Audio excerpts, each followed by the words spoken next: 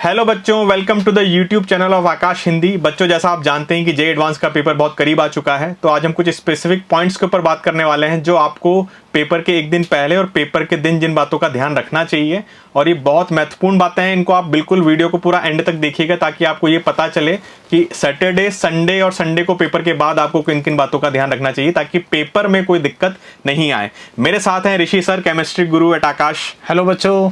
और बच्चों, हम दोनों मिलकर आज आपको पॉइंट बाय पॉइंट सारे जो भी मेजर इश्यूज हो सकते हैं उनको गो थ्रू करवाएंगे और बताएंगे कि आपको किन किन चीज़ों का ध्यान रखना चाहिए। बिल्कुल बिल्कुल बच्चों, आपको इसमें कहीं कोई शक नहीं है कि आपने 2 साल आपने इतनी स्टेबिलिटी से अपनी प्रिपरेशन की है, तो इसका मतलब है कि मेंटली आप बहुत ही स्ट्रांग हैं। लेकिन अब बात आती है कि लास्ट डे में क्या मेंटली स्ट्रांग के साथ साथ जो आपने पेशेंस, जो आपने धैर्य रखा है, उसकी मतलब रियल परीक्षा है। और ये जो लास्ट टाइम है, यहाँ पे कोई भी गड़बड़ ना हो, कुछ भी गलती ना हो, और यही सारी चीज़ें सोच के हम लोगों ने ये एक वीडियो सीरीज बनाने का एक टारगेट लिया। तो मैं और हर्षित सर आज आप कुछ बातें करने वाले हैं आपसे और ये डिस्कस करेंगे कि क्या क्या चीज़ें हमें करनी है। तो बच्चों, सबसे पहली बात आती है कि एक दिन पहले आपको क्या करना है ना। वैसे तो ये कॉमन है, आप सभी को पता है, लेकिन हम फिर भी आपको बताना चाहते हैं ब्रीफ में कि आपको किन किन बातों का ध्यान रखना है। सबसे पहले है कि फाइनल रिव्यू में क्या है कि revise the key concept and summaries. Basically आपको ये की कॉन्सेप्ट और समरीज रिवाइज कर लेना है। और सबसे इंपॉर्टेंट बात कि ये बात 16 को ही खत्म कर लेना है, मतलब 17 को ज़्यादा आपको स्ट्रेस नहीं लेना है। ये पॉइंट हम केवल इसलिए डिस्कस कर रहे हैं कि ये चीज़ 16 तक आपकी कंप्लीट हो जानी चाहिए, है ना। बेसिकली अगर आप 17 को है तो 17 को ज़्यादा से ज़्यादा आप ये कोशिश कर सकते हैं कि मॉर्निंग आवर में सर इसको करें, लेकिन आफ्टरनून या उसके बाद आप अपने माइंड को बिल्कुल रिलैक्स करें। और यहाँ पे बात है कि कुछ टॉपिक्स हैं, है ना, कुछ टेस्टेड मटेरियल्स होते हैं, तो उस पर आपको फोकस कर लेना है। यूज शॉर्ट नोट, ईल्ड और mind maps for the quick recall. Basically क्या है कि आपने बहुत सारे शॉर्ट नोट्स बनाए होंगे, बहुत सारे फॉर्मूले बुकलेट्स होंगे, तो जल्दी जल्दी उसको क्विक कर सकते हैं। जैसे आपने देखा है कि अगर मैं बेसिकली फिजिकल केमिस्ट्री में बात करूं सर, तो कई सारे चैप्टर हैं जो बहुत वेटेज वाले हैं और उसमें कई सारे फॉर्मूले हैं, just like the chemical kinetics है, इक्विलिब्रियम है, थर्मोडायनेमिक्स है, तो सर वो फिजिक्स में भी आ जाता है। लेकिन अगर स्पेशली केमिस्ट्री वाले सेक्शन की बात करें तो वहाँ पर बहुत सारे फॉर्मूले हैं, similarly for the physics and mathematics. तो जो आपने शॉर्ट नोट्स बनाई है वो बड़ी इंपॉर्टेंट होने वाली है, तो जल्दी जल्दी आपको अपने फॉर्मूले को रिवाइज कर लेना है। बट एक बात मैं फिर से कहूंगा कि अगर आपने ड्यूरिंग योर प्रिपरेशन कुछ आपने छोड़ा हुआ था, आपने उसे नहीं पढ़ा था, तो अब ये बिल्कुल कोशिश नहीं करनी है कि आप उसे फिर से पढ़ें। ये मेरा रिक्वेस्ट है। ये बात वैसे तो 17 को तो मैं बिल्कुल अलाउ भी नहीं करूंगा कि आप ये काम भी करो, बिल्कुल सर, है ना। बस ये बात ये है कि हो सकता है कि आप 16 को इवनिंग तक, या आप अगर 17 को कर भी रहे हैं सर, तो केवल मॉर्निंग में ही करना है। आपको सेकेंड हाफ अपने आप को बिल्कुल कूल एंड रिलैक्स रखना है, कुछ भी नई चीज नहीं पढ़नी है ना। तो बच्चों, इस चीज का ध्यान रखना है। बाकी हर्षित सर आपको डिस्कस करेंगे। सर सेकंड पॉइंट जो है वो अपने डॉक्यूमेंट ऑर्गेनाइज करने से रिलेटेड है। तो बच्चों, इसमें एक सबसे इंपॉर्टेंट बात है, pack your admit card and ID. अब एडमिट कार्ड में काफी बच्चे ऐसा होते हैं, हो सकता है कुछ बच्चे जो हैं दूसरी बार जे एडवांस का पेपर दे रहे हों, कुछ बच्चे पहली बार दे रहे हों। एक चीज इंश्योर कर लीजिए कि एडमिट कार्ड का एक एक इंस्ट्रक्शन बहुत केयरफुली पढ़ लें। कुछ भी चीज ग्रांटेड लेके ना चलें कि जैसा पिछले साल था वैसा इस साल भी होगा। ये आपकी जिम्मेदारी है कि आपको एडमिट कार्ड का एक एक पॉइंट ढंग से पढ़ना है। उसमें जो जो भी चीजें रिक्वायर्ड है उनको प्रॉपरली अरेंज करके एक दिन पहले ही रख लें। ऐसा कोशिश ना करें कि अगर आपका सेंटर होम टाउन में ही आया है, आप थोड़े से रिलैक्स मोड में हैं और आप 18th को मॉर्निंग में फिर सारी चीजें ढूंढ के रख रहे हैं, तो कोशिश करें 16th की नाइट को या ज्यादा से ज्यादा 17th मॉर्निंग को आप ये सारी चीजें पैक करके अपने पास रख लें।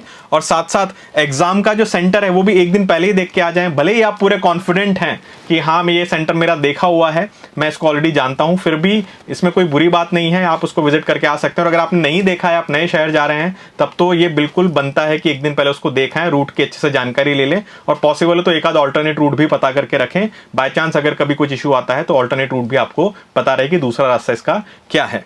बिल्कुल।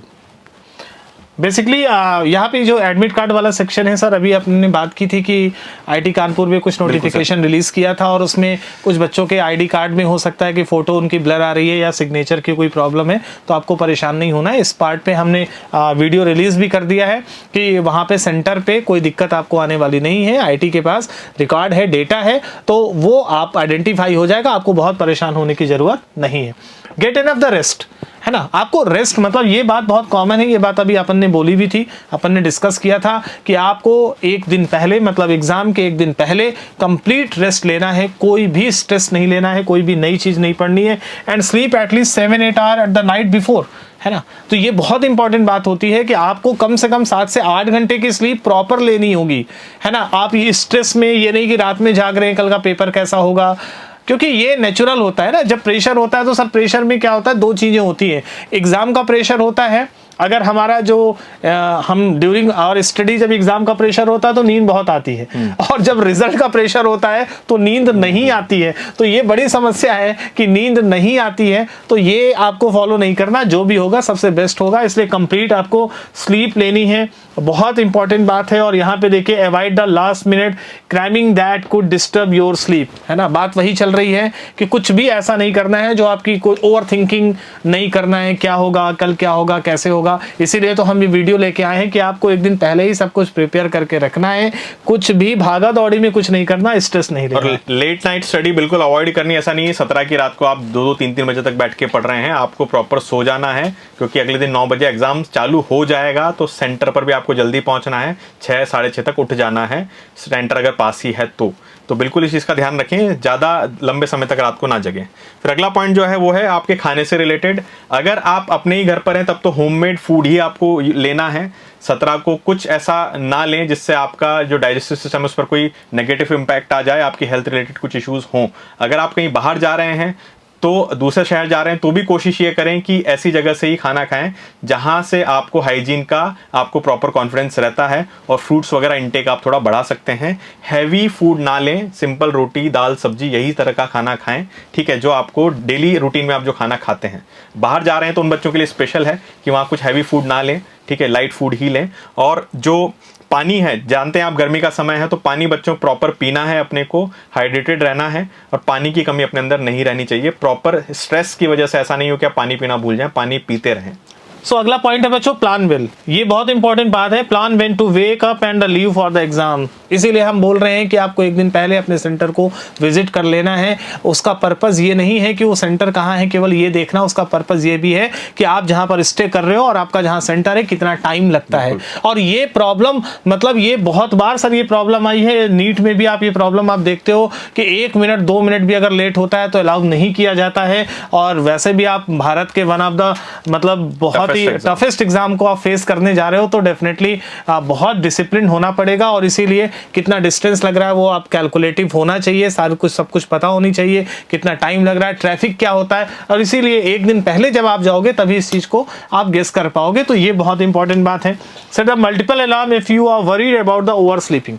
ये भी एक पॉइंट आता है कि सपोज आपका एग्जाम 9 बजे से स्टार्ट हो रहा है और आप 8 बजे सो के उठ रहे हो, है ना, क्योंकि अलग अलग बच्चों की सर अलग अलग हैबिट्स होती है। तो भाई आप अपने अलार्म को सेट करके रखो, मल्टीपल अलार्म लगाओ। अगर आपका पेपर 9 बजे से है, इसका मतलब है कि आपकी प्रिपरेशन 6 बजे से स्टार्ट हो जानी चाहिए। पैनिक क्रिएट ना हो, पैनिक क्रिएट होने से बचना चाहिए। आप ओवर स्लीपिंग करते हो, वो आपकी आदत है, वो आपने उसे 2 साल नहीं इंप्रूव किया है, वो एक अलग बात हो गई, लेकिन आप बड़ा इंपॉर्टेंट है। और वैसे तो आप सभी जे एडवांस के लिए एलिजिबल हो, तो डेफिनेटली आप सिंसियर हो गए, लेकिन अगर कुछ के अंदर ये प्रॉब्लम है तो बच्चों इस चीज का आपको ध्यान रखना है। मल्टीपल अलार्म लगाना है, नींद नहीं खुल रही है, वो नींद आपको उठाएगा, बार बार अलार्म होगा, तो आप आसानी से उस चीज को मैनेज कर पाओगे। किसी को बिल्कुल बोल के सोएं आप, पेरेंट्स वैसे तो साथ में रहेंगे ही सही।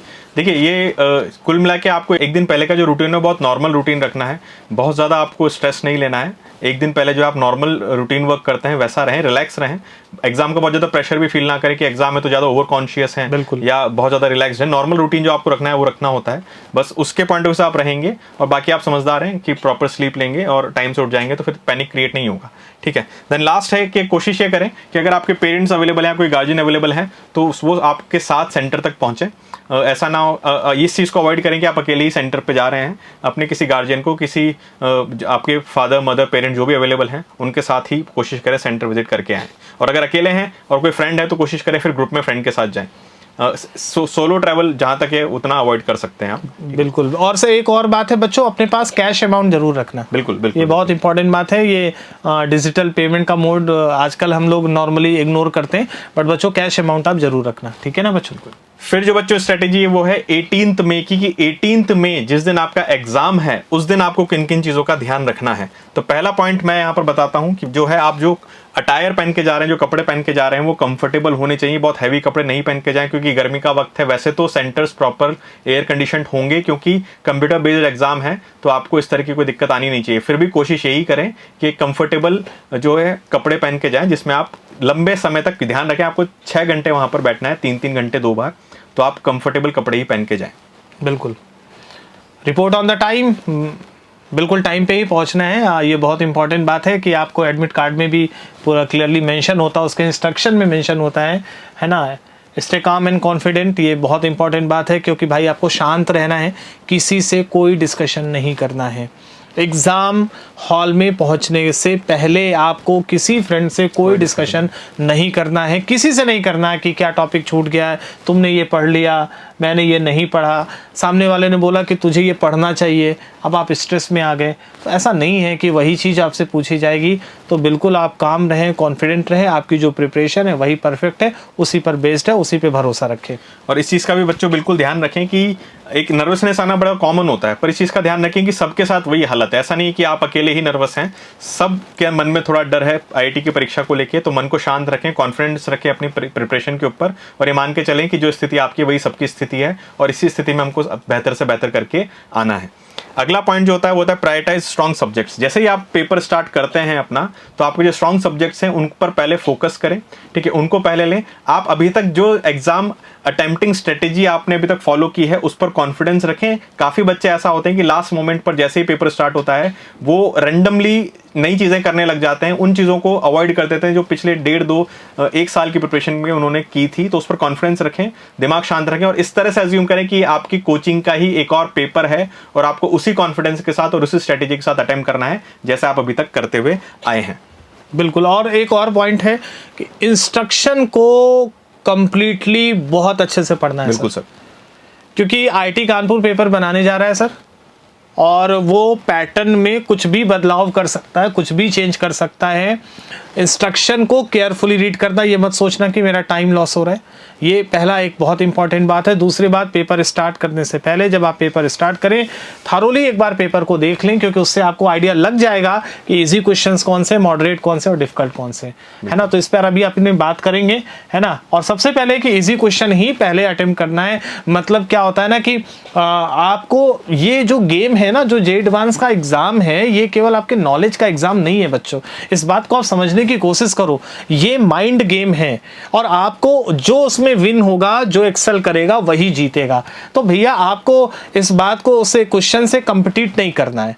इजी क्वेश्चन पहले लगाना है, वही तरीका है। पहले इजी क्वेश्चंस लगाओ, उसे बहुत अच्छे तरीके से पढ़ो, है ना। और क्योंकि जो इजी क्वेश्चंस होंगे, और एक और बात है कि सिंगल चॉइस वाले क्वेश्चन सबसे पहले करो। मल्टीपल चॉइस वाले क्वेश्चन में पहले नहीं उलझना है, वो किसी भी सब्जेक्ट का हो। सिंगल चॉइस वाले क्वेश्चंस करना है, पैसेज वाले क्वेश्चंस करना है, इंटीजर वाले क्वेश्चंस करना है। मल्टीपल चॉइस वाले क्वेश्चन को सबसे लास्ट के लिए छोड़ दो, वो किसी भी सब्जेक्ट का हो, क्योंकि वो टाइम कंज्यूमिंग होगा। और ये हो सकता है कि मल्टीपल चॉइस क्वेश्चन इजी हो तो वो आपको समझ में आ जाएगा रीड करने पे, बट मेरा सजेशन यही है कि उसको सबसे लास्ट के लिए बच्चों छोड़ देना। बिल्कुल। सो पॉइंट ये है बच्चों, बस एक बार पेपर को अटेम्प्ट करने के पहले ढंग से स्कैन कर लें और ये थोड़ा सा पेपर का आइडिया ले लें कि भाई पेपर किस जो है सेंटिमेंट का है, इजी टू मॉडरेट है, मॉडरेट टू टफ है, और कौन से क्वेश्चन है जो आपको लगता है कि इजी टू मॉडरेट है, उनको सर्कल कर लें और पहले उनको अटेम्प्ट कर लें तीनों सब्जेक्ट्स में। जैसे आप ये कर लोगे तो आपके मन में कॉन्फिडेंस आएगा कि हाँ मैं इजी और मॉडरेट क्वेश्चन लगा चुका हूं, और अगर कॉन्फिडेंट आप हो जाते हैं तो फिर आप टफ क्वेश्चंस को भी बिल्कुल क्रैक कर सकते हैं। टफ क्वेश्चंस में नहीं उलझे, क्योंकि अगर टफ क्वेश्चन में उलझे, समय का लॉस हुआ तो फिर आप पैनिक करोगे, और पैनिक करने पर इजी टू मॉडरेट जो लेवल के जो क्वेश्चंस हैं उनको भी आप छोड़ाओगे। और अभी हम एक स्टैट दिखाएंगे आपको जिसमें हम दिखाएंगे कि पिछले सालों का एवरेज अगर लिया जाए तो टफ क्वेश्चंस का परसेंटेज कितना रहता है और इजी मॉडरेट क्वेश्चंस का परसेंटेज कितना रहता है।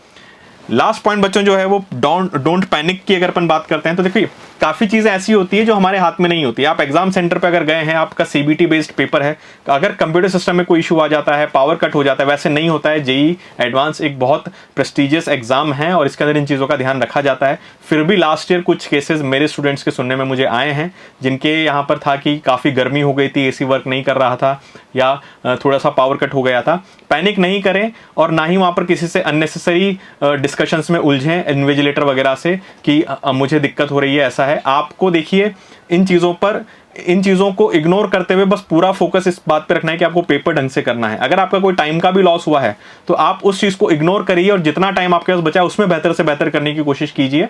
बाकी चीज़ें बाद में देखी जाएगी, पहले आपकी कोशिश, क्योंकि बहुत रेयरली ऐसा होता है कि किसी बच्चे का कुछ इशू आया तो जेई उसका दोबारा पेपर करवाता है। इस चीज़ का ध्यान रखिए, हिस्ट्री इसका गवाह है कि ऐसा कभी नहीं हुआ है कि कुछ बच्चों ने रिपीट किया हो। बिल्कुल नहीं होगा। तो जो भी आपके इश्यूज हैं उनको साइड लाइन करते हुए जैसे ही आप दोबारा पेपर देने की स्थिति में आ जाते हैं आप तुरंत अपना पेपर स्टार्ट कर दें।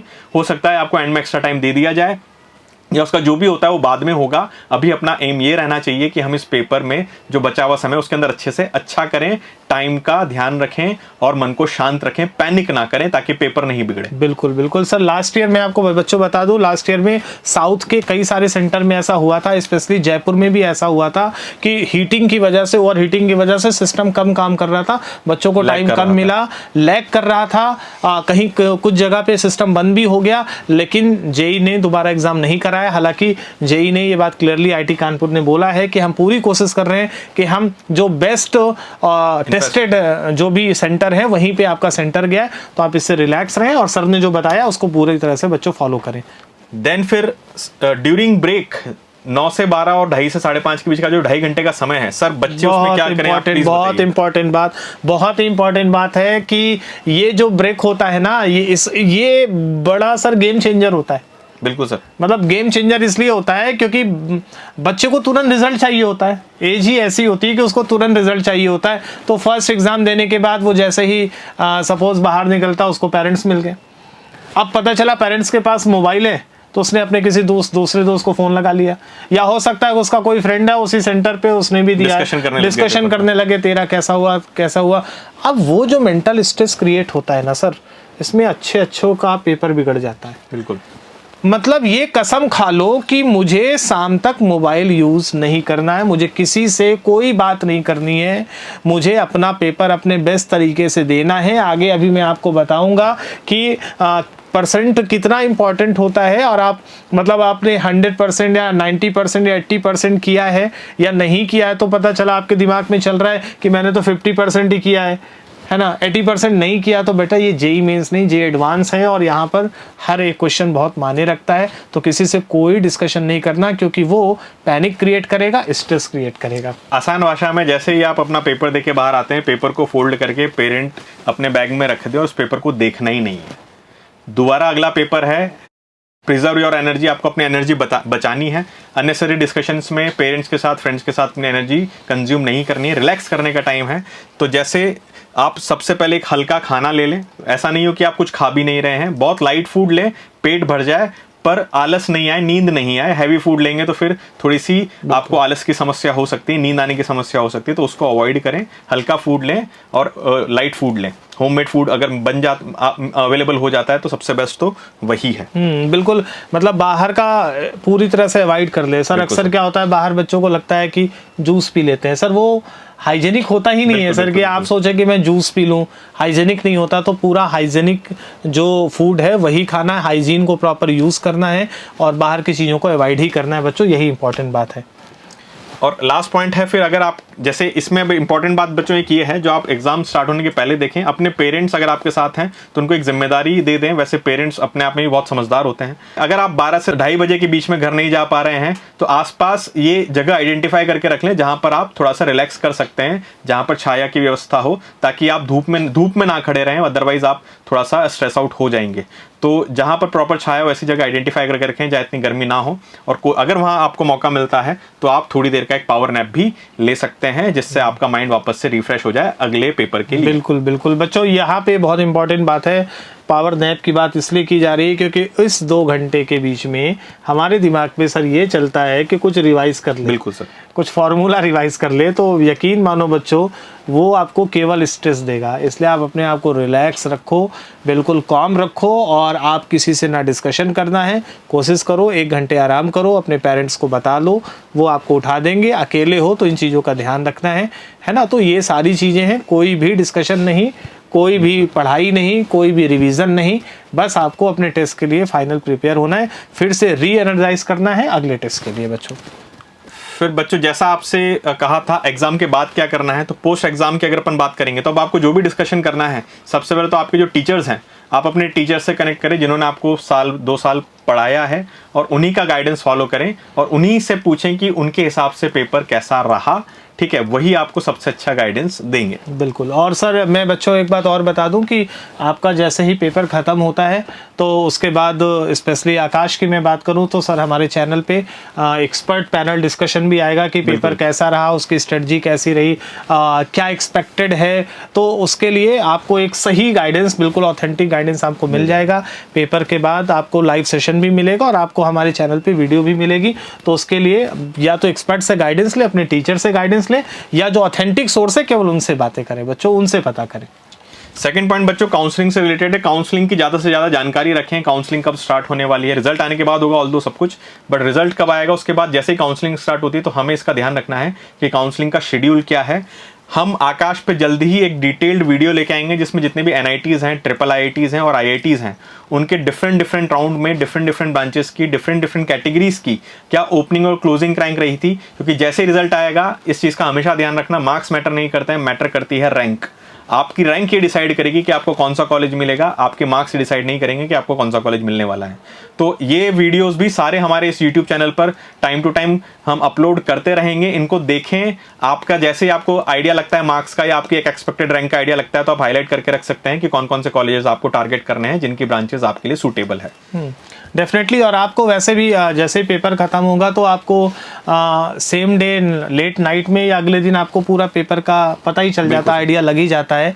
और उसी के बेसिस पर हम पूरी रैंक लिस्ट भी लाएंगे, कॉलेज लिस्ट भी लाएंगे, आपको बहुत सारा आइडिया मिल जाएगा।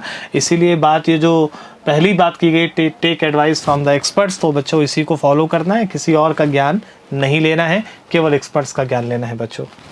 लास्ट पॉइंट जो है, अगर आपको लग रहा है आपके मार्क्स कम हैं या ज़्यादा हैं तो आप कम मार्क्स अगर आपके आ रहे हैं तो आप पैनिक नहीं करें, क्योंकि इस चीज़ का हमेशा ध्यान रखें। जेईई एडवांस्ड हमेशा से ही एक टफ पेपर रहा है, तो अगर आपके मार्क्स कम भी जा रहे हैं तो उसका एक कारण ये हो सकता है कि जो पेपर था वो टफ था। तो इस चीज़ का वापस मैं वो बात रिपीट कर रहा हूँ, इस चीज़ का ध्यान रखें। मार्क्स आपका कॉलेज डिसाइड नहीं करेंगे, आपका कॉलेज डिसाइड करेगी आपकी रैंक। जैसे इस बार भी नीट का जब पेपर आया था बहुत टफ आया था, बच्चे काफ़ी पैनिक हो गए थे, पर हमने सभी बच्चों को यही समझाया है मार्क्स कमाना लाजमी है क्योंकि पेपर ही टफ था। और आपका ऐसा नहीं है कि आपके मार्क्स कम है तो आपको कॉलेज नहीं मिलेगा, रैंक आपकी वो डिसाइड करेगी। सेम चीज़ यहाँ पर भी लागू होती है। तो जेईई एडवांस का भी अब हम दिखाने वाले हैं कि लास्ट ईयर पिछले सालों में कि क्या क्या कट ऑफ गई थी, वो सारा डेटा हम दिखाएंगे। पर उसके पहले सर इसके बारे में प्लीज़ बच्चों को बताइए कि लेवल ऑफ क्वेश्चंस कैसे रहे हैं पिछले 20 सालों में। बेसिकली ये टोटल 20 सालों की बच्चों एनालिसिस है और आप यहाँ पे देख रहे हो कि ये जो आप देख रहे हो easy, medium and difficult question, तो अगर आप ध्यान से देखो तो ये जो आपको लेवल दिख रहा है ना 53.61%, ये मीडियम क्वेश्चंस थे। और ये एक्सपेक्टेड होता है कि जो बच्चा जेईई एडवांस के लिए एलिजिबल है उसकी रेंज में 2 तरह के क्वेश्चंस तो होते ही हैं सर। अगर बात करें इजी क्वेश्चंस और ये क्वेश्चन, मतलब अगर मैं इस सेगमेंट की बात करता हूं और मैं इस सेगमेंट की बात करता हूं तो ये दोनों क्वेश्चंस आपकी रीच में 100% होते हैं सर। बिल्कुल सर। सारा जो गेम, मतलब जो अगर जो टॉपर्स होते हैं, मतलब जो सर टॉप 10 में आते हैं, जो टॉप 100 में आते हैं, वो एक्चुअली में ये फैक्टर जो है वो उनके लिए डिसाइडिंग होता है। लेकिन अगर आपको कॉलेज चाहिए, है ना, अगर आपको एक रैंक चाहिए और आप चाहते हो कि आपको एक अच्छा कॉलेज मिल जाए, तो बच्चों ये 2 चीजें ना यही डिसाइड करेंगी कि आपको कॉलेज मिलने जा रहा है या नहीं। और ज्यादातर बच्चा यहाँ पे उलझता है सर। बिल्कुल सर। 28% क्वेश्चन, यानी कि ऑलमोस्ट आप देखो कि 70% क्वेश्चन आपके लेवल में है सर। 360 का पेपर है सर और 70% क्वेश्चन। आप मुझे बताइए कि अगर कोई बच्चा ये 70% करके आता है तो उसको तो एक बहुत अच्छी रैंक मिलने वाली है सर। मतलब आप समझो इस बात को। और बच्चा कह रहा है सर इसके साथ इमोशनल हो जाता है और पेपर भी आपके साथ खेलेगा, हो सकता है पहला ही क्वेश्चन ये हो सर। और बच्चों आप बहुत इजीली इन पॉइंट्स को आइडेंटिफाई कर सकते हो। जैसे सबसे अच्छा तरीका होता है आपने क्वेश्चन को पढ़ा, अगर आपको क्वेश्चन पढ़ के क्वेश्चन समझ में आ गया और उसके करने का प्रोसेस समझ में आ गया, मतलब आपके लिए वो इजी है। ऐसा नहीं है कि टफ सभी के लिए टफ है, इजी सभी के लिए इजी है, वो बच्चे स्टूडेंट स्पेसिफिक होता है। अगर आप किसी क्वेश्चन को पढ़ रहे हो, क्वेश्चन की आपको हवा भी नहीं लगी, दैट मीन्स ये डिफिकल्ट क्वेश्चन है, अभी इसको सर्कल करो, इसको बाद में देखना। पहले उन क्वेश्चन को अप्रोच करो जिनको पढ़ने के बाद आपको प्रोसेस क्लियर हो कि अच्छा इस क्वेश्चन को मैं कर सकता हूँ, इसको इस प्रोसेस से किया जाएगा। वो क्वेश्चन आपके लिए इजी या मॉडरेट लेवल का है। और मॉडरेट वहां हो जाएगी जहाँ कैलकुलेशन थोड़ी ज्यादा है, तो वो मॉडरेट है, पर प्रोसेस आपको अगर क्लियर है तो वो question easy to moderate level के अंदर ही आएगा। आपको उन क्वेश्चंस को सबसे पहले भिड़ते से ही लगा लेना है, ताकि एंड में बस वो क्वेश्चंस बचें जो टफ हो गए।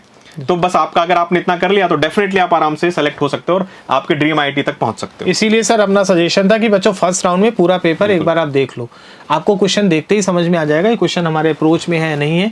अप्रोच में है जैसा सर ने बोला है, अगर अप्रोच में है तो या तो वो ईजी है या तो मॉडरेट है, या तो कैलकुलेशन लेंथी होगी या तो कैलकुलेशन कम होगी। इन दोनों में बस केवल इतना डिफरेंस है, बट ये दोनों ही आपके अप्रोच में। इसलिए क्वेश्चन को बहुत अच्छे से रीड कर लो पहली बार और उसके बाद लगाना शुरू करो। ये वाला पोर्शन पे हमेशा आपको लास्ट में ही जाना होगा बच्चों, यहाँ पे। और इसमें सर ज्यादातर मैं आपको बता दूं, ये वाला जो सेगमेंट है बच्चों, ये मल्टीपल चॉइस वाले क्वेश्चन होंगे सर। या तो ये मल्टीपल चॉइस वाले क्वेश्चंस होंगे और या तो सर ये पैसेज वाले क्वेश्चंस होंगे।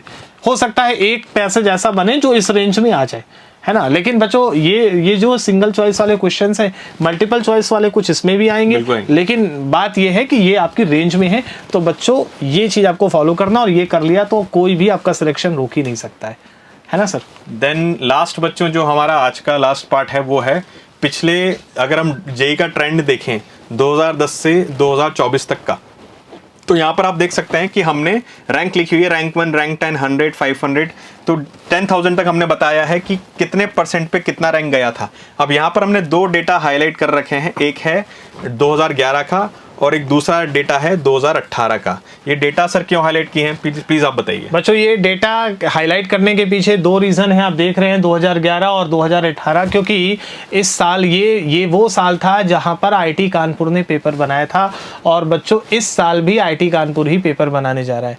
हालांकि हमने सारी कॉलम्स आपके सामने लिए, बट हाईलाइट करने के पीछे का रीजन ये था कि आईटी कानपुर का जो ट्रेंड है वो हम आपको बता पाए। हालांकि ट्रेंड क्या होगा, एग्जैक्ट ट्रेंड क्या होगा सर, वो तो पेपर होने के बाद पता चलेगा, लेकिन डेटा क्या कहता है, एनालिसिस क्या कहती है। तो ये जो आपको येलो कलर का 2011-18 में दिख रहा है, यहां से हम बहुत सारी चीजों का बच्चों आइडिया लगा सकते हैं। तो अगर आप देखो यहाँ पर, तो अगर मैं पर्टिकुलर यहाँ पे बात करूँ 2011 में आप देखो तो 91.67 परसेंटाइल जो जिसने गेन किया था वो फर्स्ट रैंक पर था, राइट। अब बात ये आती है कि सर आप देखिए यहाँ पे 85 परसेंटाइल 100, यहाँ पे आप देखिए 79 परसेंटाइल पे 100 रैंक आ गई थी। यहाँ पे आप देखिए 72 परसेंटाइल पे 500 रैंक आई है और 68 परसेंटाइल पे 1000 आई है। अब अभी पीछे वाले से आप कनेक्ट करो सर, 72%, तो राइट, तो मॉडरेट और इजी क्वेश्चन का परसेंट लगभग 72% था। अगर केवल आपने वही अटेम्प्ट किया तो आप जस्ट इमेजिन कि सर आपकी रैंक 500 में जा रही है, और कुछ टफ क्वेश्चंस तो कर ही लोगे, तो अप्रोक्सीमेटली 70% तक स्कोर कर सकते हो। हाँ बिल्कुल, डेफिनेटली कर सकते हो। और आप देखो कि ये डिक्रीजिंग ऑर्डर है, जब हम 5000 पे आ रहे हैं सर, तो ये जा रही है 54 पॉइंट, लगभग 54.38%, मतलब लगभग 50% के आसपास, 54% जैसे ही आप, ये उस साल का ट्रेंड था कि 54% अटेम्प्ट करने वाले की रैंक 5000 पे आई थी। और एक चीज का बच्चों ध्यान रखना, ये डेफिनेटली इजी साइड का पेपर रहा होगा। बाकी अगर अपन बात करते हैं तो काफी साल ऐसा नहीं है कि यहाँ पर आप देखो 5000 रैंक थी, ऑल्दो डिफरेंट आईआईटी ने बनाया था, पर 36% पर भी 5000 के अराउंड रैंक आ गई थी। और आईआईटी कानपुर का जो पेपर था बच्चों, उसमें भी आपको कॉन्ट्राडिक्शन देखने को मिलेगा। 2011 का पेपर आईआईटी कानपुर ने बनाया था, वो इजी साइड पर था। 2018 का जो पेपर आईआईटी कानपुर ने बनाया था बच्चों, वो थोड़ा टफ साइड पे था। तो ऐसा बोलना, सारे एक्सपर्ट से बोल रहे हैं कि भाई आईआईटी कानपुर जो है वो टफ पेपर ही सेट करता है, ऐसा जरूरी नहीं है। पेपर मिक्स लेवल का भी आ सकता है। तो आप ये मान के पहले से ना जाएं कि कानपुर पेपर बना रहा है, टफी आने वाला है या इजी आने वाला है। ये पेपर ही आपको बताएगा कि किस तरह का पेपर आने वाला है। प्रेडिक्ट एकदम 100% श्योरिटी से सर बिल्कुल नहीं किया, नहीं कर सकता। और सर आप यहाँ पे देखो कि जब ये पेपर टफ हुआ था तो आप देखो कि यहाँ पे कट ऑफ ये 47.1, यहाँ पर आप देखो ये कट ऑफ कम हो गई, फिर ये 40%, ये 41, फिर जैसे ये सर देखो 30, ये 48 तक जा रहा है और अचानक 36 आया। टफ पेपर सेट कर दिया, है ना, टफ पेपर सेट कर दिया गया। लेकिन अब आप ये नहीं कह सकते क्योंकि यहाँ पे तो 35% है और इसको किसी दूसरे आईटी ने बनाया था। तो अगर आप देखो, और सर यहाँ पे देखो 29.8%, मतलब यहाँ पर आप इमेजिन करो ये पेपर कितना टफ रहा होगा। तो मतलब ये है कि पेपर कुछ भी हो सकता है। हाँ ये बात तो, ये ट्रेंड लोग फैला रहे हैं कि आईआईटी कानपुर ने बनाया है सर। कोई एक पार्ट है जो ज़्यादा डिफिकल्ट हो सकता मैथमेटिक्स हो सकता फिजिक्स हो। वैसे जो ट्रेंड है आईआईटी कानपुर का सर, जो मतलब एनालिसिस कहती है कि वो मैथमेटिक्स और फिजिक्स के साइड में थोड़ा ज़्यादा डिफिकल्ट ले जाते हैं। केमिस्ट्री आपको बच्चे मॉडरेट ही मिलने वाली है। और केमिस्ट्री में अगर आपने, मतलब कहने का मतलब ये है, बट 100% नहीं कह सकते, लेकिन सर ये पॉइंट है। तो आप इस चीज़ से परेशान मत हो, पेपर डिफिकल्ट होगा, कट ऑफ लो जाएगी, पेपर इजी होगा तो कट ऑफ हाई जाएगी, आप वहीं पर रहोगे। तो फोकस ये करो कि पेशेंस के साथ क्वेश्चन को सही तरीके से सॉल्व करो। सर इसमें प्लीज आप तो इन शॉर्ट बच्चों अपन समराइज ये कर सकते हैं इस बात को कि देखिए अपन ये प्रेडिक्ट नहीं कर पाएंगे कि इस बार का पेपर कितना इजी आने वाला है, कितना टफ आने वाला है। ऑल्दो लास्ट ईयर का जो कट ऑफ था वो 27.39% के अराउंड गया है, पर फिर भी देखो काफी सारे वेरिएबल्स होते हैं। अगर सीट्स बढ़ती हैं आईआईटीज के अंदर तो भी कट ऑफ डेफिनेटली कम होगी, क्योंकि ज्यादा सीट्स मिल रही है तो पीछे के रैंक पर भी बच्चों को जो है चांस मिलता है आईआईटी में जाने का। तो और आप दो डेटा देख सकते हैं कि आईआईटी कानपुर ने एक बार इजी भी बना रखा है, एक बार टफ भी बना रखा है। तो ऐसा कुछ फिक्स नहीं है कि कैसा पेपर आने वाला है, आप उसको पेपर के बेसिस पे ही जज कीजिएगा। और जैसे ही अगर आपको टफ लगता है, मन में बस एक विश्वास रखिएगा कि ये पेपर सिर्फ मेरे लिए टफ नहीं है, ये सभी बच्चों के लिए टफ है। और टफ पेपर जब आता है तो पढ़ने वाले बच्चों के लिए अच्छा चांस रहता है। आपको बस जैसा ऋषि सर ने बताया, इजी एंड मॉडरेट क्वेश्चंस आपको पिक करने हैं, उन पर फोकस करो। इस बात का पैनिक क्रिएट मत करो कि पेपर टफ है। पेपर टफ होते ही एकदम अलर्ट हो जाओ कि भाई अब मेरे पास बहुत टाइम है, क्योंकि काफी सारे क्वेश्चंस डिफिकल्ट हैं और मुझे इजी क्वेश्चंस पिक करके करने हैं। तो समय की कमी आपको नहीं रहेगी, बस इजी टू मॉडरेट क्वेश्चंस आप ढंग से करके आ जाएं। टफ क्वेश्चंस के बीच में सर बिल्कुल भी नहीं पड़े। बिल्कुल टफ साइड क्या हो सकता है, 30% को 35% टफ कर सकता है, या 30 को 25 कर सकता है। अब ये 5% ऊपर नीचे होने से हम पेपर को टफ साइड बोले या इजी साइड बोले, ये जस्टिफाई नहीं है। सिलेक्शन उन्हीं का होता है जो स्ट्रेटजी के साथ मैक्सिमम क्वेश्चन को सर अटेम्प्ट करते हैं और सही तरीके से करते हैं, पैनिक क्रिएट नहीं करते हैं, सारे ओमार्स को भरने के चक्कर में नहीं पढ़ना है। ये मतलब ये बहुत इंपॉर्टेंट बात होती है वहाँ पर। और सर एक और पॉइंट है क्योंकि जो आप प्रॉपर सीबीटी का जो पैटर्न है उसको सही से बच्चों फॉलो करना है। आप मतलब चीज़ों को सही करिए, सही तरीके से बढ़िए, पेशेंस के साथ आगे बढ़िए, पैनिक मत क्रिएट करिए, गॉसिप्स मत करिए, पूरा रिलैक्स करिए। तो ये सब कुछ इंपॉर्टेंट बातें हैं बच्चों, जो पढ़ना था आपने पढ़ लिया है एंड डेफिनेटली आप अच्छे बच्चे हो तभी आप जेईई एडवांस देने जा रहे हो। सर सबसे पहली बात तो ये होती है कि खुद का कॉन्फिडेंस तो होना चाहिए, तो ये बड़ा इंपॉर्टेंट पॉइंट है बच्चों। तो रिलैक्स रहो, कूल रहो। हर्षित सर कुछ आप भी प्लीज गाइड करें। तो बच्चों पूरी बातें बता दी है, आप इसको बिल्कुल जितनी बार भी बताई गई है उनको फॉलो करें, ताकि आप एग्जाम सेंटर पर, एग्जाम सेंटर के पहले किसी तरह की कोई ऐसी अनवांटेड सिचुएशन में नहीं फंसे जिससे आपके पेपर अटेम्प्टिंग के ऊपर कोई नेगेटिव इम्पैक्ट आए। बाकी आप समझदार हैं, आपने पूरे साल मेहनत की है, तो हम आपको अपनी बेस्ट विशेस कन्वे करेंगे और हम चाहेंगे कि आप फ्लाइंग कलर्स के साथ आपके ड्रीम आईटी में बिल्कुल और आप अपने ड्रीम आईटीज में पहुंचे, आपको अपनी ड्रीम ब्रांच मिले। और उसके लिए बच्चों ये जो सारी चीज़ें उसको सही से फॉलो करना है। एंड हम दोनों लोग ये कहेंगे कि बेस्ट विशेष, ये साल आपके पूरा जीवन बदलने जा रहा है और ईश्वर करे कि ये साल आपके पूरी लाइफ का सबसे बेहतरीन साल हो और आप आईटी में सेलेक्ट हो। सो बेस्ट विशेष बच्चों, thank you very much. Thank you बच्चों, ऑल द बेस्ट।